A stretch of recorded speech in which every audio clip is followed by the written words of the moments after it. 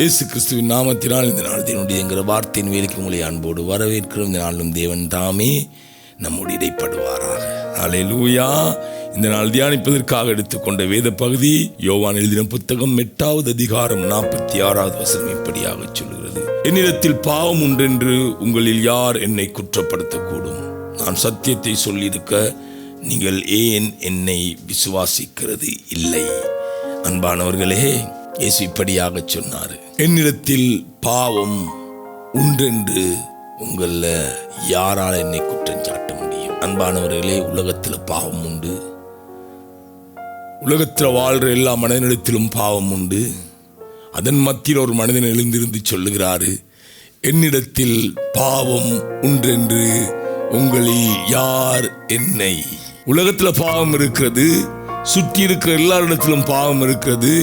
ஆனா என்னிடத்தில் பாவம் உண்டென்று உங்களில் யார் என்னை குற்றப்படுத்த முடியும்? பாவம் இல்லாததுனால அவரிடத்தில் பாவம் இல்லை என்று அவர் சொல்லவில்லை. பாவம் உலகத்தில் இருக்கிறது. அன்பானவர்களே, பாருங்க, மீன் கடவுளுக்கு போயிட்டு மீன் நாத்தம் படாமல் ஒரு மனிதனால் வெளியே வர முடியாது. அல்லேலூயா. எல்லா பாவங்களையும், எல்லா பாவ சோதனைகளும் அவரையும் வந்து அல்லேலூயா வீழ்த்த பார்த்தது. ஏனென்றால் அவரும் மனிதனாதான் இந்த பூமியில வந்தாரு. அதான் அவர் சொல்றாரு, அவர்தாமே சோதிக்கப்பட்டு பாடுபட்டதினால. அப்ப பாவ சோதனைகள் அவருடைய வாழ்க்கையிலும் வந்தது. அல்லேலூயா. ஆனால் பாவ சோதனையால் அவரை வீழ்த்த முடியல. அவர் ஜெயம் எடுத்தார். இந்த காலை பொழுதுல உங்கள் முன்பாக நான் வைக்கிற கேள்வி, இந்த நாள் தொடங்க போகிறது. எத்தனையோ பாவ சோதனை நம் வாழ்க்கையில் நம்மை வீழ்த்த போராடலாம். இயேசு சொல்றாரு, என்னிடத்தில் பாவம் உண்டென்று உங்கள் யார் என்னை குற்றப்படுத்த முடியும்? இந்த வார்த்தை இன்றைக்கு நீங்கள் ஞாபகம் வைத்துக் கொள்ள வேண்டும். இந்த வார்த்தைய, என்னிடத்தில் பாவம் உண்டென்று யார் உங்களில் என்னை குற்றப்படுத்த முடியும்? அன்பானவர்கள், இது வாழ்க்கையின் ஒரு சேலஞ்ச், ஒரு சவால். உலகத்தில் பாவம் உண்டு. பேசுகிற பேச்சில வஞ்சகம் உண்டு, செய்கிற கிரியையில் வஞ்சகம் உண்டு. மனிதர்கள் தந்திரமாய் செயல்படுவார்கள். எதற்கென்று சொன்னா, நான் நன்மை செய்யும்படியாக, என்னை பாவத்தில் விழத்தட்டும்படியாக.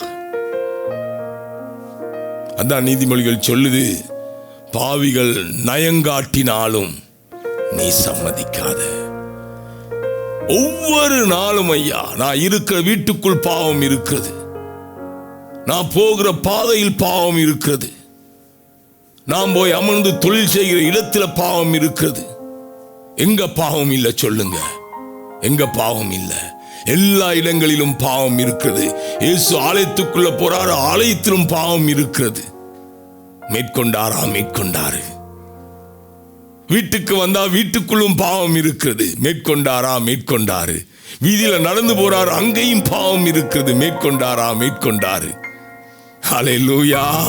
எல்லா இடத்திலும் பாவம் உண்டையா. ஆனால் பாவத்தை மீட்கிற ஒரு வல்லமையாக ஆவியானவர் உங்களுக்குள்ள எனக்குள்ள கிரியை செய்கிறாரு. இயேசுவிடத்தில் அந்த பரிசுத்த ஆவியானவர் வல்லமையாய் கிரியை செய்தபடினால, தேவன் அவரை பரிசுத்த ஆவியினாலும் வல்லமையினாலும் அபிஷேகம் பண்ணி நிரப்பி இருந்தபடியினால, அவர் அல்லேலூயா பாவங்களை மேற்கொண்டு, சத்துருக்களை மேற்கொண்டு நன்மை செய்கிறவராக சுற்றித் திரிந்தார் என்று வேதம் சொல்லுகிறது. ஏன் நடக்கிற பாதைகளில் கூட பாவம் இருக்கிறது. நான் வைத்திருக்கிற போன்ல பாவம் இருக்கிறது. நான் வாசிக்கிற புத்தகங்களுக்குள்ள பாவம் இருக்கிறது.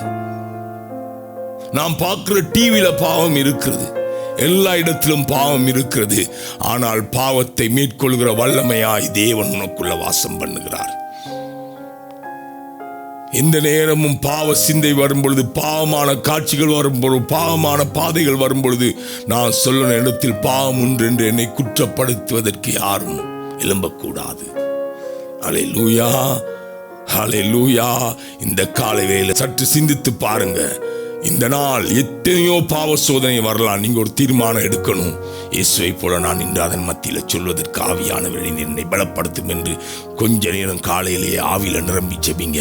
ஜெபித்துட்டு நீங்க எழுந்து போய் பாருங்க. இன்றைக்கு வருகிற எல்லா பாவ சோதனைகளும் நீங்கள் ஜெயம் கொள்வீர்கள். ஹல்லேலூயா. கண்களை முடிச்சலும், ஆண்டவரே, இந்த நாளில் நான் சந்திக்கிற எல்லா பாவ சோதனைகளையும் நான் ஜெயம் எடுக்க எனக்கு உதவி செய்யும்.